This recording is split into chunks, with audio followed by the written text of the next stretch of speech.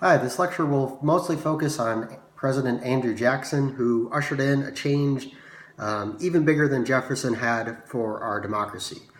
The decade or so after the War of 1812 was known as the Era of Good Feelings. America had got through that war and emerged all right, just fine. The economy was mostly growing and industrializing. We'll cover that more in the next lecture. And there was only one political party after the Federalists disappeared as a result of their stance against the War of 1812. So they disappeared, and there was no political party emerged to replace them. So there was only the Democratic Republicans. James Madison and his successor, who was also the last president who was one of the founding fathers, James Monroe, who was in office from 1817 to 1825. James Madison and James Monroe tried to play down the party politics after the War of 1812 and keep this situation that there would only be one party, which meant effectively that there wasn't really a party system at all, that the Democratic Republicans, when there wasn't anybody to oppose them, then they didn't really function as a political party either. So there was pretty broad agreement on things during this era. That's why it's the era of good feelings. There was no organized political factions openly opposing each other and fighting each other. So doesn't that sound nice? So Madison and Monroe succeeded somewhat. It was, after all, called the era of good feelings. But the situation was not bound to last. So there was still, despite kind of temporarily things being calm, there were still important political and ideological differences in the United States, and it was only a matter of time before those differences coalesced into a new system of rival parties. It just took some time for those sides to kind of sort each other out. As it turned out, it was the rivalries of national leaders, all supposedly Democratic Republicans, all had been originally part of that party, the national leaders and their different visions that brought this partisan-free era to an end. The election of 1824 was what really divided things again. So James Monroe did not have a clear successor the way a lot of other presidents had, of Washington, Jefferson, and Madison, and all kind of prepared and groomed someone to clearly replace them. And 1824 ended up being a four-way race, even though there was actually only one political party. So you had Andrew Jackson of Tennessee, John Quincy Adams of Massachusetts, who was the son of the second president, John Adams. You had Henry Clay, who was a powerful senator from Kentucky, and William Crawford from Georgia, who I didn't write it down, but I'm thinking he was the Secretary of the Treasury before, if I'm remembering right. So all of these people were pretty important people and pretty viable candidates to be running for president, in about that order, that probably Jackson, then John Quincy Adams, then Henry Clay, then William Crawford is kind of the maybe the least likely to have become president. Because of this, nobody got a majority in the electoral vote, and the House of Representatives had to decide.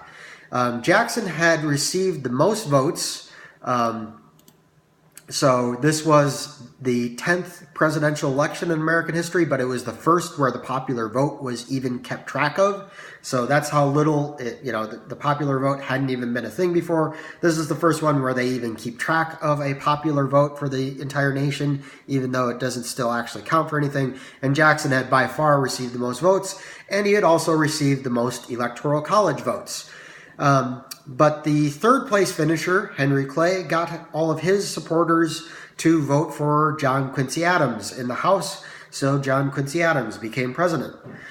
This infuriated Jackson and his supporters, were generally kind of considered to be the common men, the working class people, farmers, and especially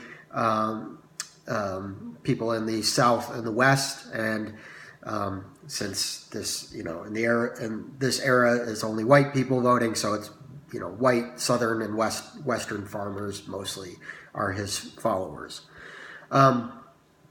So understandable that they were angry that he had gotten first place, but lost still. Adding to their anger, Adams made Henry Clay the Secretary of State, which normally Secretary of State had been a stepping stone to become president. So of the presidents before this, John Adams, Thomas Jefferson, James Madison, and James Monroe had all been Secretary of State before they became president. So that was kind of the normal way things worked, as like you were Secretary of State, then you became president. That was the most powerful position besides president. Vice president didn't really matter. Matters a little bit more now, but that was the way things were. So Jackson and his followers thought this smelled suspicious and called it the corrupt bargain. So they thought, Adams had gotten John Henry, or mixing up people now. So Henry Clay had, gotten his followers to vote for John Quincy Adams in exchange for Henry Clay becoming the Secretary of State.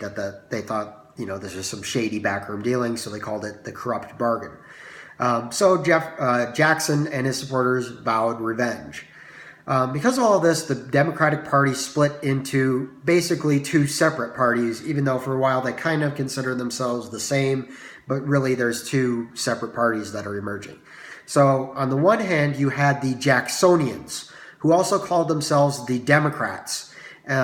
This was the continuation of the Democratic Republican Party. So the Democratic Republican Party followed mostly Jackson, and they started calling themselves Democrats in order to be a little bit confusing, because before they had called themselves Republicans. Don't ask me why. And anyways, and this splinter group that's, came from the Democratic Republicans, and now they're calling themselves Democrats, or Jacksonians because they follow Andrew Jackson. This is the ancestor today of the Democratic Party. So we're getting closer to the emergence of the parties that we know today. This party, these Democrats, or what would become the Democratic Party, remained focused on promoting agriculture over business, just like Jefferson had in the past, and was most powerful in the South and West still. So that's why it's kind of the continuation of the Democratic Republican Party and not something new, because it's pretty much the same thing, but they're following Andrew Jackson now. On the other hand, the second political party that's emerging is the party of John Quincy Adams and Henry Clay. So they had been Democratic Republicans, and now they start calling themselves National Republicans. This is still not the same thing as today's Republican Party. So I know it's confusing, but that's what they call themselves. They also refer to themselves as Whigs, not like things you put on your hair if you're like your head if you're like me and don't have any hair. It's spelled W-H-I-G-S. This is an English political term. A Whig was somebody who was a supporter of the government that's currently in power. So this is the party that's formed around the president, John Quincy Adams. So therefore they are the Whigs. They're the party of the current government is where that term emerges from. So the National Republicans, or Whigs, are what they call them. This party was more about promoting trade, industrialization, and business. So doing things like funding canals and roads, building new transportation, or having a strong national bank. And it was strongest in the Northeast. So it's a little bit like the old Federalist Party. It's filling that space in terms of American politics, but it's not a continuous thing that Federalists didn't all of a sudden. This comes out of the Democratic Republican Party, so it's a little confusing, as politics tend to be. So you have Democrats or Jacksonians on one hand, National Republicans or Whigs, led by the President John Quincy Adams on the other hand. The Jacksonian Democrats were really the first modern political party in terms of how they operated and functioned. The political parties before had been more about organizing only the politicians and other elites, not about organizing ordinary voters. The states and Constitution had originally given little power directly to the people, so the political parties had not been set up to organize the people because the people hadn't really mattered. So, they had organized and developed developed policies and kind of what they stood for. They had a few like newspapers and a few ways of reaching out and spreading their message, but they didn't really conduct political campaigns to drum up support or votes. They just kind of said like this, this would be, they like put out their party platform and that's it. They didn't do anything else. So they would like write up the thing that, we still have party platforms today, but who actually reads that? Nobody. What happens today is the politicians go around and say, in like one or two sentences what they stand for, so it'll get on TV.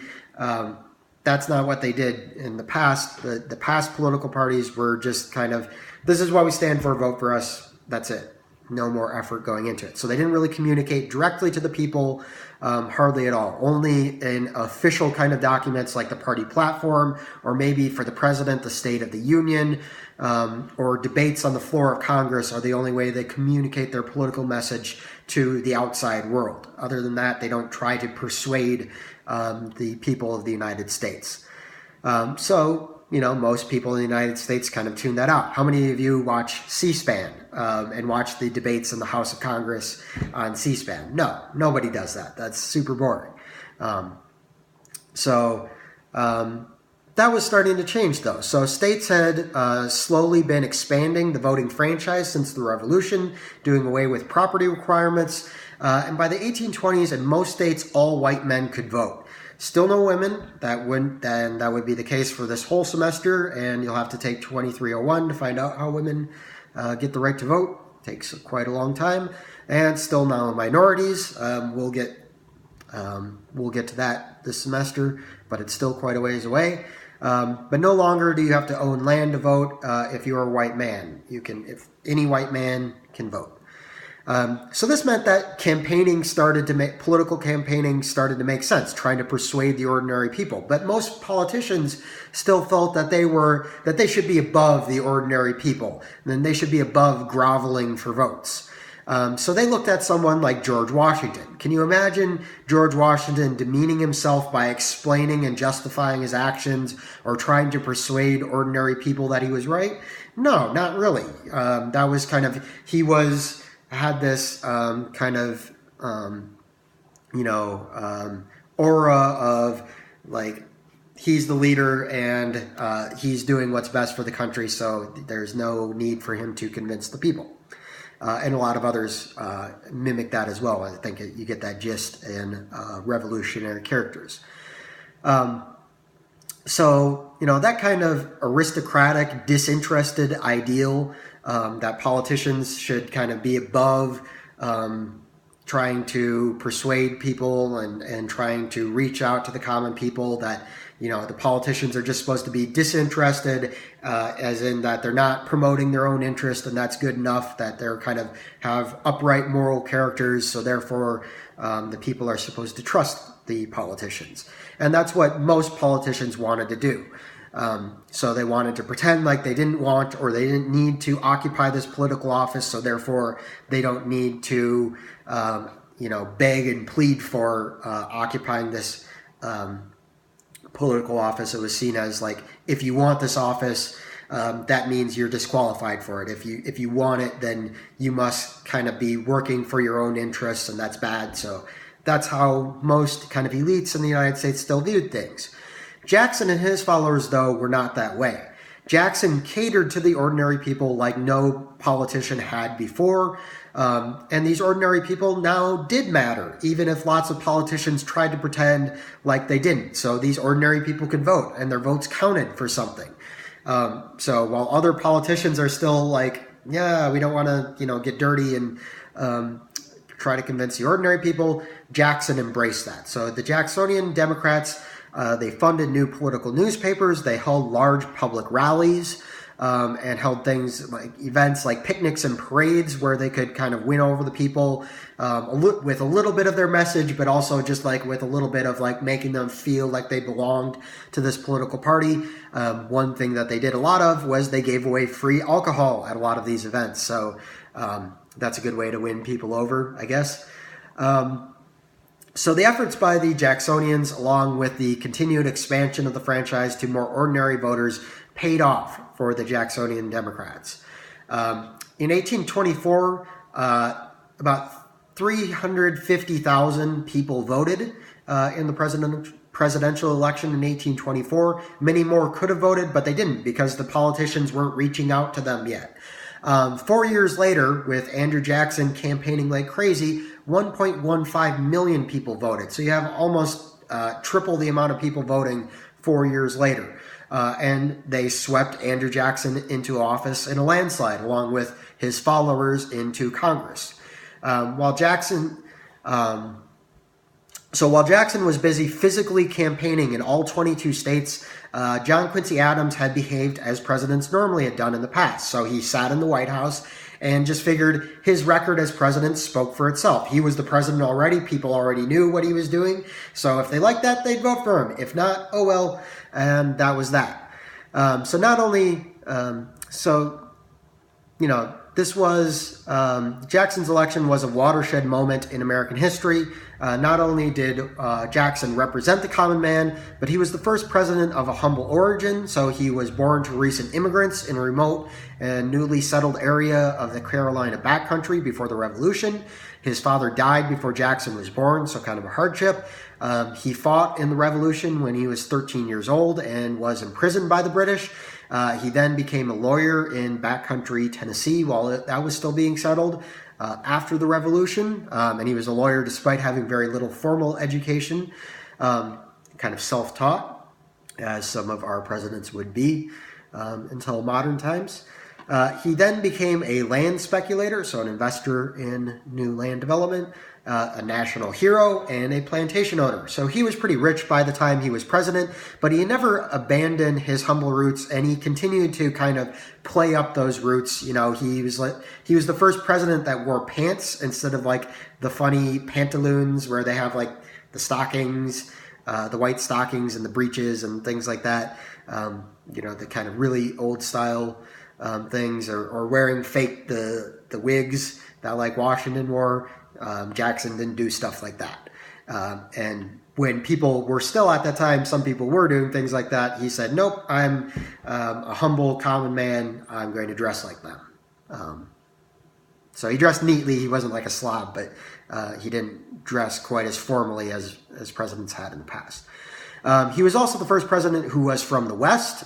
In fact, he was the first president that was from anywhere other than Massachusetts or Virginia, the two kind of dominant early colonies or states. So that's a big shift in American politics. His election was viewed with horror by many American elites and with celebration by many ordinary people, which was encapsulated with and kind of summarized by the drunken party at the White House after Jackson's inauguration. So people were invited into the White House, just kind of anybody.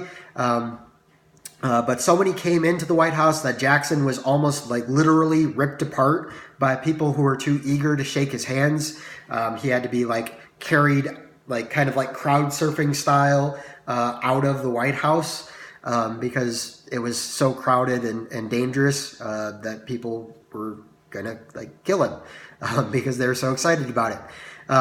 And then they got everybody out of the White House by moving all of the kegs and alcohol out onto the lawn of the White House. So pretty crazy. And you can imagine if you were somebody who had that old mentality of like thinking George Washington's the example that everybody should follow, this kind of semi-aristocratic leader, and then you have this drunken party in the White House, you can imagine why that would be a little bit terrifying to some people.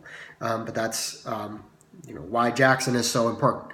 Okay, I'll pause there for a second and we'll cover Jackson's actual actions as president in part 2. So see you then.